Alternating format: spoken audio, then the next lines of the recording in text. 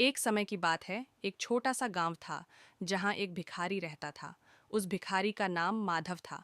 माधव रोज सुबह उठकर गांव के अलग अलग हिस्सों में भीख मांगने जाया करता था। उसका जीवन भिक्षा पर ही निर्भर था। गांव के लोग भी उसे पहचानते थे और कुछ ना कुछ उसे दे दिया करते थे। माधव की एक खासियत थी, वह अपने साथ हमेशा एक छोटी सी झोली लेकर चलता था, जिसमें वह कुछ अनाज के दाने रखता था।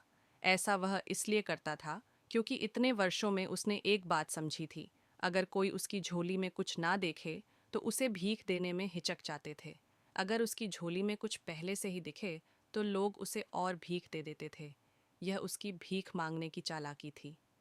एक दिन वह सुबह जल्दी उठकर अपने काम पर निकल पड़ा। आज वह कुछ अजीब सा महसूस कर रहा था, जैसे आज का दिन कुछ खास होगा। जैसे ही वह गांव की मुख्य सड़क पर पहुंचा, उसने देखा कि सामने से एक शानदार रथ आ रहा है। रथ की चमक और उसकी सुंदरता देखकर माधव को समझ में आ गया कि यह राजा का रथ है। माधव ने सोचा, वाह, आज तो किस्मत खुल गई। अगर राजा की नज़र मुझ पर पड़ गई और उसने कुछ दे दिया तो मेरी जिंदगी ही बदल जाएगी। वह जल्दी से सड़क के किनारे खड़ा हो गया और राजा के रथ के पास से गुजरने का इंतजार करने लगा। जैसे ही रथ उसके पास पहुंचा, कुछ अजीब हुआ। रथ उसके पास आकर रुक गया। माधव हैरान रह गया। उसकी आंखें चौड़ी हो गईं जब उसने देखा कि राजा खुद रथ से उतरा और उसकी ओर बढ़ने लगा। अब उसकी कल्पनाएं और तेज हो गईं। उसने सोचा, अरे आज तो मैं राजा से कुछ मांगने जा रहा हूँ।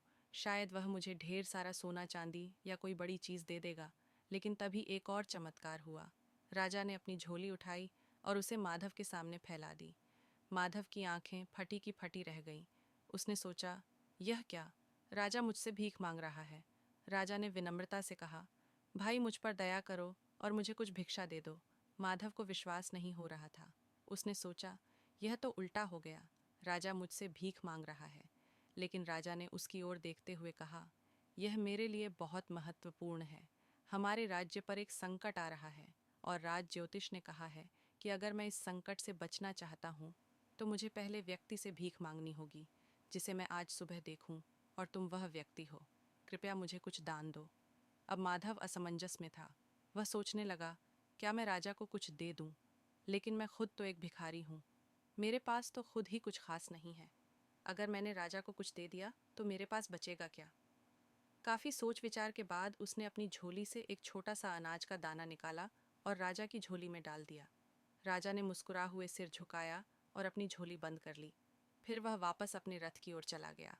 माधव ने देखा कि राजा तो बिना कुछ बोले चला गया, लेकिन उसके मन में खट्टापन था। वह सोचने लगा, क्या मैंने सही किया? राजा खुद भी तो इतना अमीर है, वह मुझे कुछ मूल्यवान दे सकता था। और मन ही मन राजा को बुरा भला कहने लगा। दिन भर माधव को बहुत भिक्षा मिली। उसकी झोली में अनाज, पैसे और कपड़े भर गए। लेकिन उसके मन में एक अजीब सी बेचैनी थी। उसे राजा से मिलने का मौका मिला था और उसने उस मौके को व्यर्थ जाने दिया।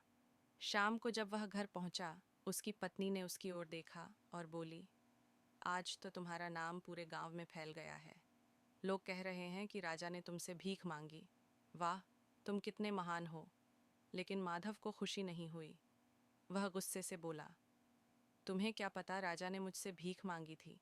भला मैं राजा को क्या दे सकता था? और मैंने उसे केवल एक दाना दिया। अगर मैंने उसे ज़्यादा दिया होता तो शायद मेरा और नाम होता। उसने अपनी झोली गुस्से में उठाई और उसे ज़मीन पर फेंक दिया। सारी चीज़ें ज़मीन पर बिखर गईं। जैसे ही अनाज ज़मीन पर गिरा, माधव की नज़र एक चमकते हुए दाने पर पड़ी। यह वही दाना था जो उसने राजा को दिया था, और अब वह सोने का बन चुका था। माधव यह देखकर हक्का बक्का रह गया। वह सोचने लगा, अगर मैंने राजा को सिर्फ एक दाना देकर सोने का दाना पाया है, तो अगर मैंने उसे ज्यादा दिया होता तो मेरा पूरा जीवन बदल सकता था। वह जमीन पर बैठ गया और रोने लगा। वह समझ चुका था कि उसने अपनी लालच के कारण एक बड़ा मौका खो दिया। ये कहा एक बहुत महत्वपूर्ण सीख देती है, हमें अवसरों को पहचान कर बिना स्वार्थ के दान देना चाहिए। माधव की गलती यह थी कि उसने लालच और डर के कारण अपने पास मौजूद चीज़ों को बांटने से परहेज किया।